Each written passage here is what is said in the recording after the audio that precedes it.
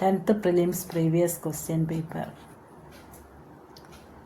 ആരുടെ ജന്മദിനമാണ് നവംബർ 11 ദേശീയ വിദ്യാഭ്യാസ ദിനമായി ആചരിക്കുന്നത്?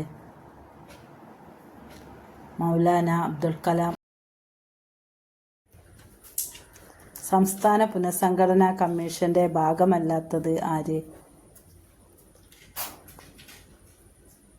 VP മേനോൻ. ഇന്ത്യയിലെ ദാരിദ്ര്യത്തിൻ്റെയും പട്ടിണിയുടെയും കാരണങ്ങളെ ചോർച്ചാ സിദ്ധാന്തമായി ആവിഷ്കരിച്ചത് ആര്?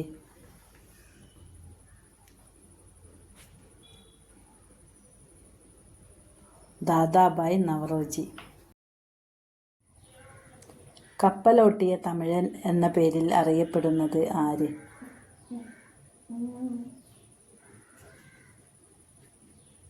VO ചിദംബരം പിള്ള. INA രൂപീകരിച്ചത് ആരായിരുന്നു?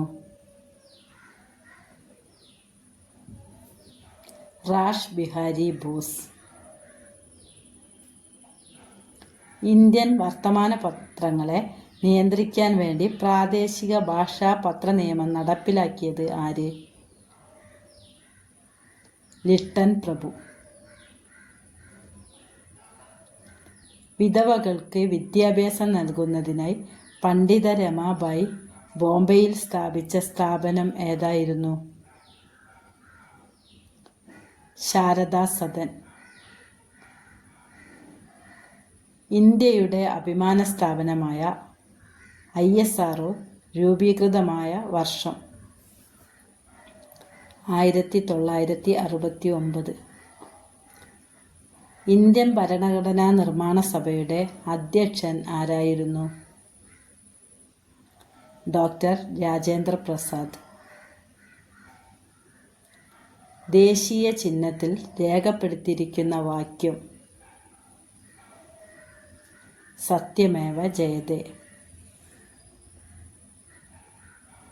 ഇന്ത്യയുടെ ദേശീയ പൈതൃക മൃഗം? ആന. കേന്ദ്ര വിവരാവകാശ കമ്മീഷൻ രൂപീകരിച്ച വർഷം? 2005. ഇന്ത്യൻ ഭരണഘടനയുടെ ഏതു ഭാഗത്താണ് മൗലിക കടമകളെക്കുറിച്ച് പ്രതിപാദിക്കുന്നത്? Part 4A. റിട്ടുകൾ പുറപ്പെടുവിക്കുന്നതിന് ഹൈക്കോടതികൾക്ക് അധികാരം നൽകുന്ന ഭരണഘടനാ അനുച്ഛേദം? 226.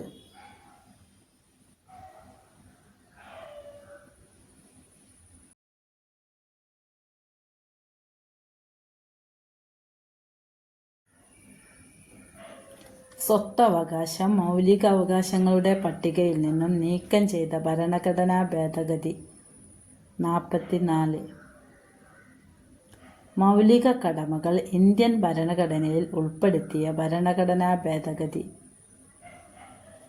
42.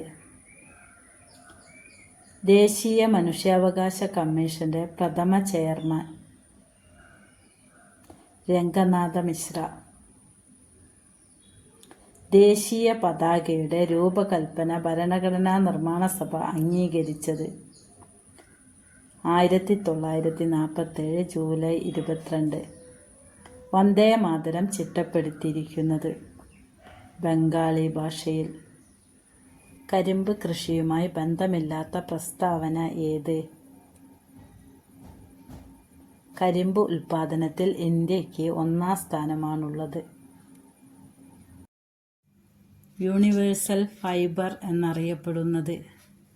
പരുത്തി.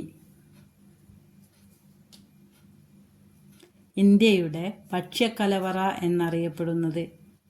സമതലങ്ങൾ. ഇന്ത്യയിലെ ഏറ്റവും വലിയ പീഠഭൂമി ഏത്? ഡക്കാൻ പീഠഭൂമി. ഇന്ത്യയിലെ ഏറ്റവും വലിയ കൽക്കരിപ്പാടം ഏത്? ജാറിയ.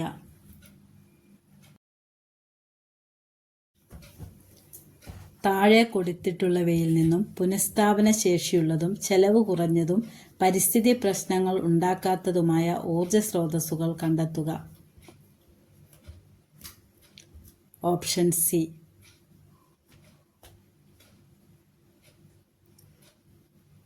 സതി എന്ന ശ്രദ്ധേയമായ ചിത്രം താഴെ പറയുന്നവരിൽ ആരുമായി ബന്ധപ്പെട്ടിരിക്കുന്നു?